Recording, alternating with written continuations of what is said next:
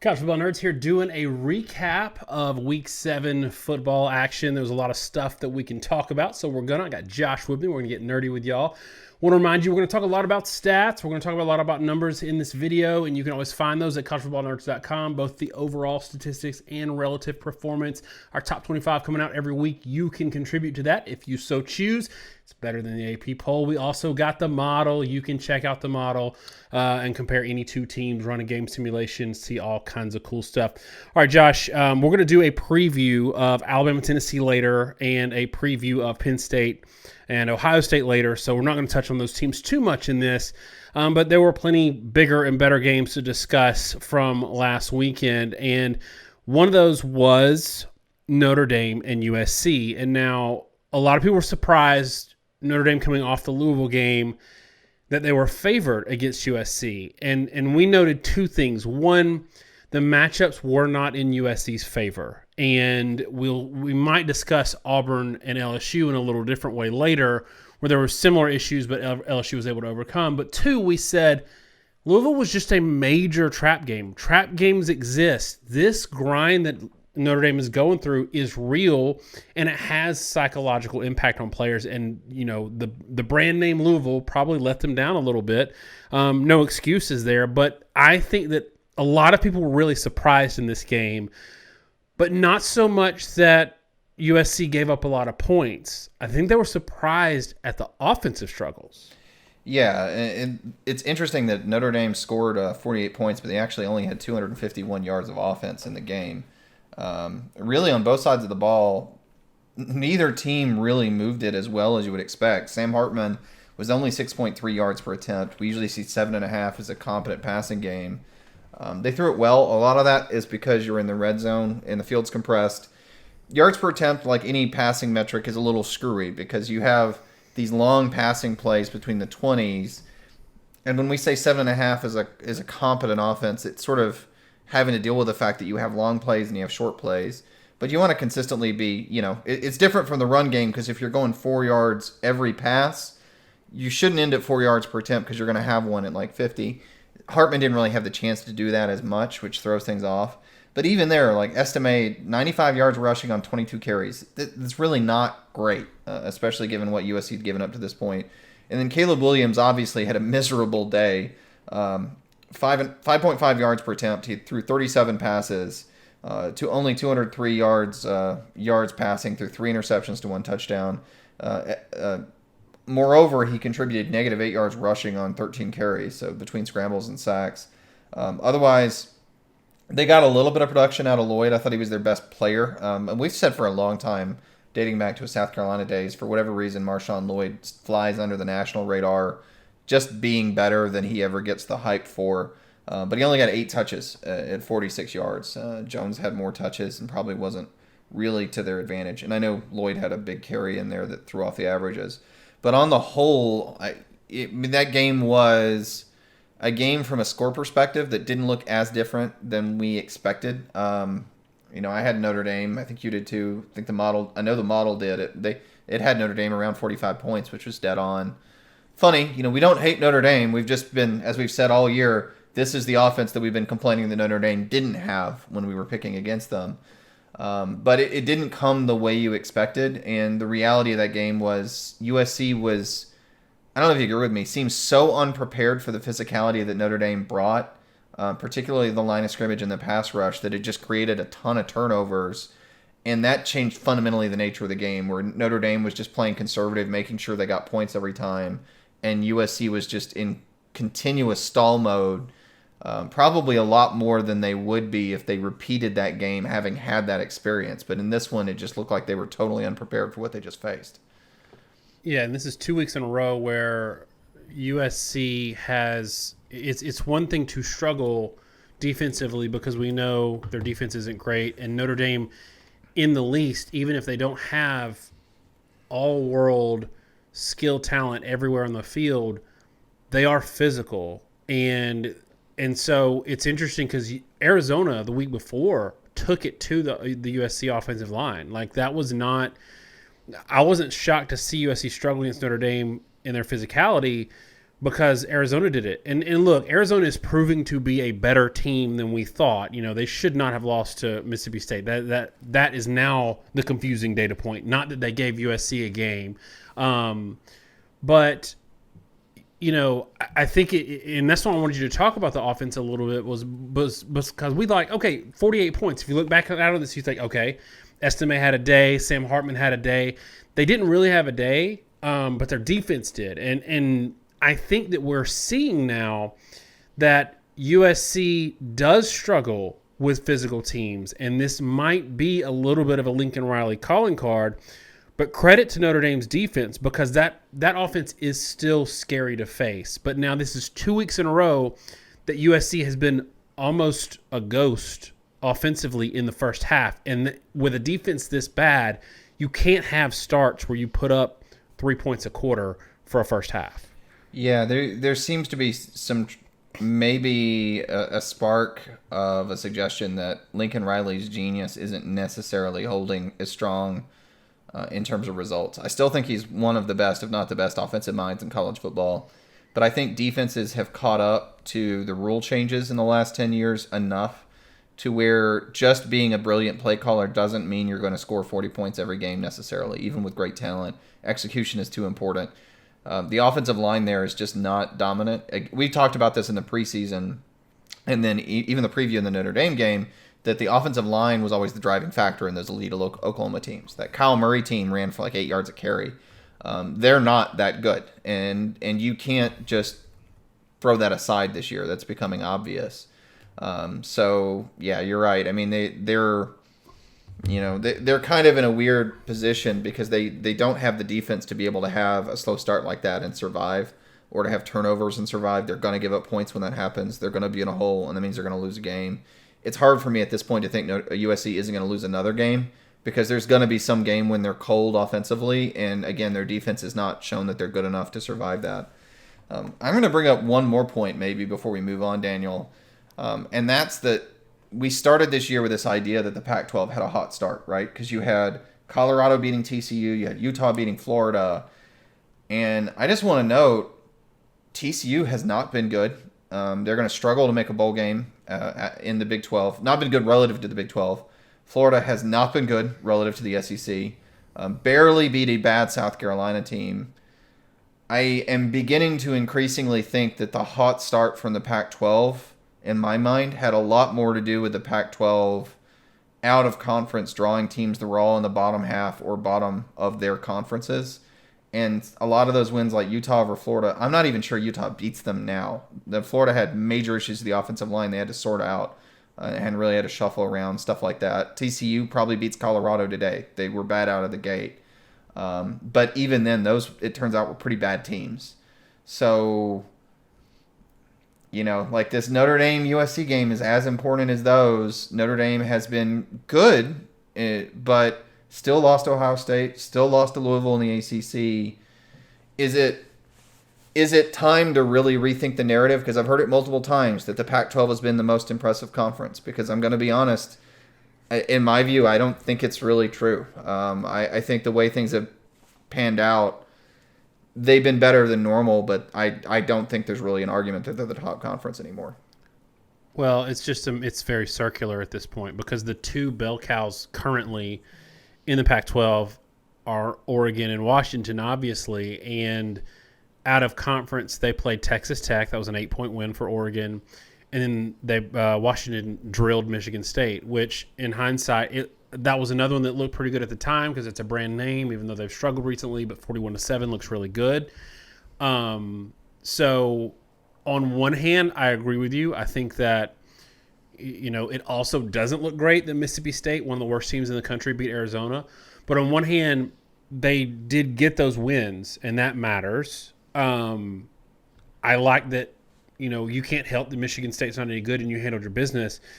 Washington did close out the season last year in a bowl game beating Texas, and they did it with defense. So that, to me, I think that Oregon and Washington are good teams, but I don't know that the depth is actually there. And look, I don't think USC is terrible. I think they can win on any given day if they get hot. But consistently, like if you gave USC Notre Dame's schedule, I think that USC would have probably 2 losses. They might lose to Duke, might have 3. Talking about USC maybe dropping another game or 2, using our model, and obviously it's not perfect, but it's got USC getting blown out to Oregon and Washington and winning closer games against Utah, Cal, and UCLA. So it's possible that USC, if they lose to Washington and Oregon, they won't beat a ranked team this year. And that's how I was going to finish this thought, and maybe we transition to that Washington-Oregon game is I think the reality is Washington and Oregon have probably been underranked by the AP to this point, and I think the rest of the conference has been overranked. The conference, I think, is a lot more top-heavy than it's been taken credit for. And we even did a thing comparing the two, but it's just what you're even seeing in our model because like the data points like the Utah-Florida game, Utah's going up in the conference, and Florida's worse than expected in the SEC. And it's just sort of shifting those early season data points, which we're still saying those still matter. We always say they matter, but we're saying the context of what that really meant continues to change in a way that's not being flattering. So I think they probably should not have had as many, or shouldn't have as many teams as they've had ranked. But Oregon and Washington in particular, which we can discuss now, probably are actually much better compared to the rest of the conference and maybe even the rest of the country than was expected. So, yeah, and that's the point that I want to make, because we often make this point that frustrates people when we say things like, your schedule's not very good. But on the flip side, that doesn't mean that you can't also be elite. And Washington and Oregon, I think, are really good football teams. I wouldn't drop Oregon much in my vote this week when I'd fill out the collegefootballnerds.com Nerd Nation Top 25. I think those are 2 very, very good teams. I'm just not going to be – that doesn't mean that I have to be impressed with the entirety of the Pac-12, because the Pac-12 did get, to your point, a lot of credit for – Colorado won that first game, and everybody was talking about Colorado like they were a top 10 team because they squeaked out that game against TCU. And so then if you start from the position that Colorado is a really good football team and then Oregon drills them, then, man, it's not so much that Colorado is not great, it's that Oregon is amazing. So I think that we are coming back down to earth a little bit, and this is why I hate the we beat 6 ranked teams when they played them because they were ranked in week 1. That means nothing. That means absolutely nothing. But in this game, Josh, what I saw, and we're going to talk about quarterbacks in a second. We've got a whole segment planned on quarterbacks. What I saw is something that I'm not seeing elsewhere in the country, and that's confident, intentional, quality quarterback play. Let's start there. Yeah. Unlike, we talked about the USC Notre Dame game where the statistics weren't that high, and around the country last week, the theme of the day was bad quarterback numbers, it felt like.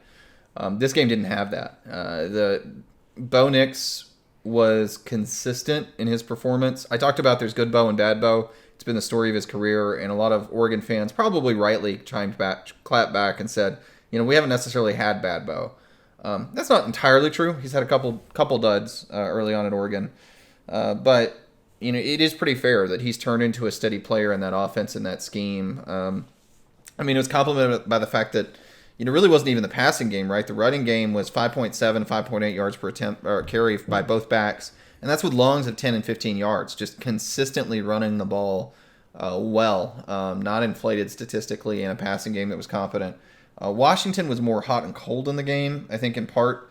They were maybe a little less successful on the ground. Johnson hit 100 yards rushing, but wasn't quite as consistent.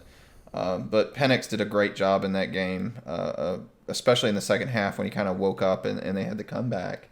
And I made a remark on Twitter. We're always trading off who's tweeting, and it was me that said, I didn't really have a huge issue even in that game when Oregon went for it. On 4th down at the end of the game, and that was just telling because of how good the quarterback play was. It felt like an NFL game from that regard, and there's a reason the pros do it the way they do it in those situations. Bo Nix had been playing at such a high level, and Penix had been playing at such a high level, that when you've got like a 4th and 3, the smartest thing you can do is try to convert and control the ball because then you're probably going to be able. They're either going to run the clock out or run it almost all the way down to where there was no time, meaningful time left. And what we saw is the moment they turned it back to Penix, he just went right down the field on him, which is exactly why it made sense to try to not give him the ball back. The one criticism I would have is Nix at the end of the game didn't have the right sense of urgency. He had they were playing drop 8 coverage on Washington's side. He really didn't have a lot of pressure, and money plays didn't have any pressure, and he was choosing 6-yard checkdowns. And that was the wrong move in that situation. They didn't have time for that. And I did feel like in the second half, Oregon, it was sort of emblematic of the fact that they got really tight. And you could tell they were kind of concerned about losing the game. Washington was playing to win. And the whole game, it was sort of a game of who was being aggressive and playing to win and who was playing not to lose. And that shifted from Washington to Oregon. And it was just sort of the wrong moment late. But those definitely felt like evenly matched teams. They're two very good teams, I think. And there really wasn't a lot to overly complain about from a quarterback play position perspective, from an offense perspective. And I didn't necessarily think the defense was making it easy either on the offenses. It was just high-level football. So I think that this game sort of underscores what's great about maybe a little bit what's great about the COVID year, but in general what's great about, especially for quarterbacks, guys who stick around, don't jump to the NFL, and this might be one of the better things about NIL is paying guys to stay and develop instead of having them feel like they have no option, so they have to go to the NFL and take their 3rd or 4th round grade just to get something on the table. These are two guys who flashed as freshmen, flashed early on, but if you look at like Penix at Indiana he ran a lot. He threw a great deep ball, but not much of anything else. He was very much like Jalen Milroe is now, although Milroe hasn't run as much. And Bo Nix was wildly inconsistent, and he even I think he got benched. Harsin aside, him being weird. These are two guys who they stayed and they have a ton of experience, and I think we're seeing a lot of that in college football now. Is the quarterbacks who hang around benefit so much from it, and their play is so much better than even the talented guys that we see that only have 1 or 2 years of experience. Yeah, no, it's becoming apparent that as college football shifts to being a little more pro again. The easy RPO plays just aren't there to the same degree that the Maryland style offense, and I say that because they're really the only ones really running it right now at high level football, isn't working in a lot of high level football. And we saw that when Maryland played Ohio State. Teams have figured that out a lot better. And people are going back to more traditional pro style read based offenses because most of those offenses, they're all designed around the concept where, when you do a high-low read, the corner basically can't be right. If you catch him in the coverage you want to catch him in. If you read man zone properly, figure out which concept am I going with, the man beater or the zone beater, the defense really can't be right. I mean, that's why it's called pro style, because the pros are depending on that because the defenders are too good for you to expect to win one-on-ones most of the time. That really gives an advantage to the quarterbacks that stick around and learn how to run offenses and learn how to do pre-snap reads and all that stuff. And yeah, that's going to be something we'll probably dig into further when we do that little quarterback rant that we want to do, because it's definitely been a major issue this year. So one of the things that I thought was good about Washington's game here was they were a little more balanced and able to run. One of the things we flagged was that we liked Oregon a little more because they ran it a little better. But overall, and I keep going back to this, just Josh, because it was refreshing to watch, because football is kind of, if I want to be honest, it's kind of sucked this year as a product because there's a lot of ugly football. Anybody that watched Tennessee and A&M play or most of Alabama games this year, God bless you, just been a lot of ugly. God bless you, anybody that watched that game. Snap to snap.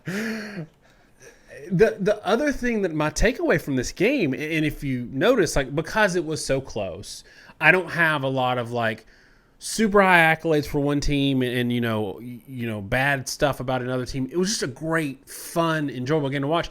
Everything seemed tight. everything, it felt to me something like you'd see in a playoff game.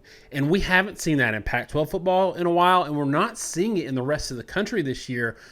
That's why I'm super high on both of these teams, maybe not on the Pac-12, but did you kind of get the sense too, like I know I'm leading the witness a little bit, but compared to some of the other football we've watched this year, it just felt a lot cleaner. It did. I mean, we've watched, like you watch the Ohio State Notre Dame game, and you go watch that Washington Oregon game. Frankly, the Washington Oregon game felt like better football. It did. Yeah. And it's not just because there's more points, which people would point to. It's Ohio State has real issues at offensive tackle, and I know weirdly, there's this. Most Ohio State fans are accepting of that and accept the fact that it's just worse than they anticipated. Some still feel like they want to blame the quarterback. McCord's not perfect. He's not in any way bad. That limited that Ohio State Notre Dame game. And I mean, it comes down to the final minute. And the touchdown in that game is because one team substituted wrong and only has 10 men on the field. It wasn't like that was a game that was just absolute elite defenses and offenses doing enough stuff right to score. I mean, that when you're in that world, it should always be over 20 points. Competent offenses should put up over 20. That's not the world they lived in.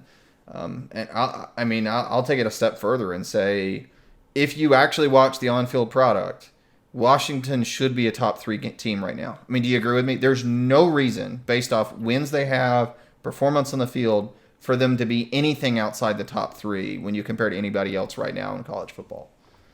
I agree, and I wouldn't have Oregon too much further down. Yeah, I honestly, I would move Oregon down from having lost, but in my view, they were way too low as it was. Like, properly, those teams should both be higher than where they are in the AP, but there's no reason to put Oregon behind Texas in my mind. There's no reason to think that losing close to Washington is in any way worse than losing close to Oklahoma.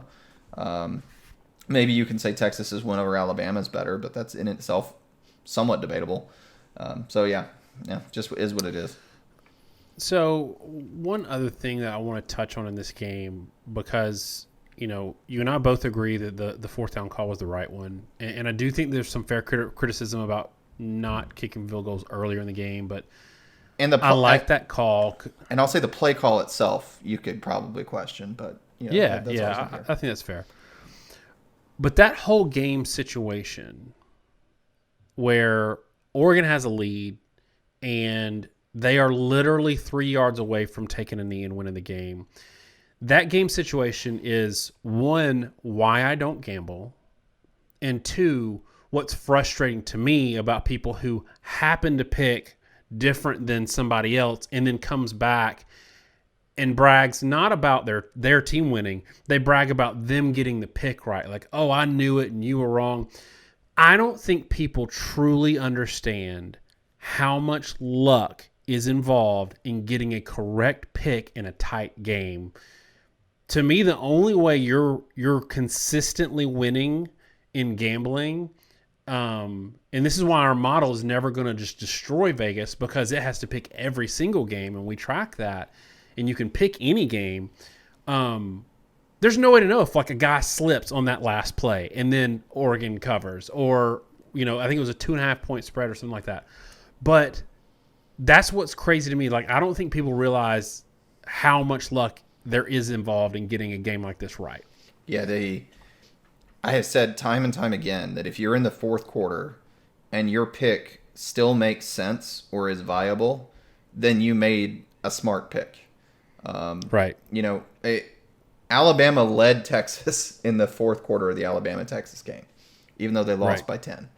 There is no way to know what's going to happen late in a game, who's going to make the big play, who's going to fold. If Texas overthrows 2 passes, I can't say that Alabama doesn't beat them. Texas was the better team, but that game easily could have gone the other way late. Well, here's an even better example. Alabama had 2 touchdowns called back. Now, those were the right calls. The calls, I think, were correct by the refs, but the refs don't make every call.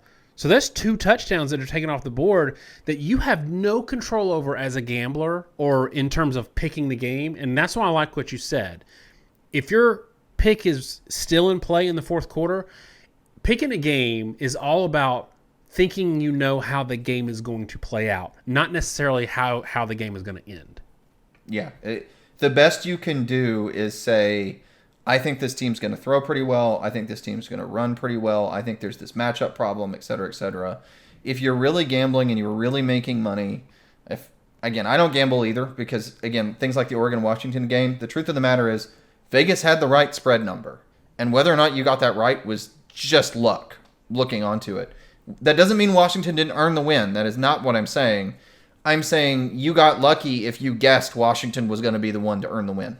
And fans, they get a little too wrapped up sometimes, I think, in thinking we're the superior program and they're not, and that's why you should have known that. Well, everybody always thinks their team is the superior program in that regard, or whichever one you're biased for or against. But, Oklahoma and Texas, right? That was a game that came down to the wire at the end of the game. If they, you have one incomplete pass, you have one holding call there at the end that was going to decide it. So, Josh, how many people laid 11.5, 12.5 Colorado Friday night and went to bed thinking they were all set? Yeah, you just don't know. And most of the time Vegas sets the line correctly, so whether or not you pick it right or wrong is truly just luck. And all you can do is maybe 10% against the spread. And we were hitting, at 62, and I said it was unsustainable because that's, in my opinion, that's higher. That's a bigger number than the number of picks that Vegas has off in the spread, if that makes sense. I think they're maybe off by 5 to 10% with their spreads versus what actually happens, or in hindsight where the line should have been. But it's no more than 45 or no less than 45% of the time. You can look back on it and say, yeah, Vegas set the right line. It didn't turn out that way, but that was the right expectation. And if you played that again 20 times, that's going to be about the average result. So, no, it's a point well taken, and a point a lot of problematically gamblers don't accept as much as they should. But that is just sort of the reality of college football and betting in general.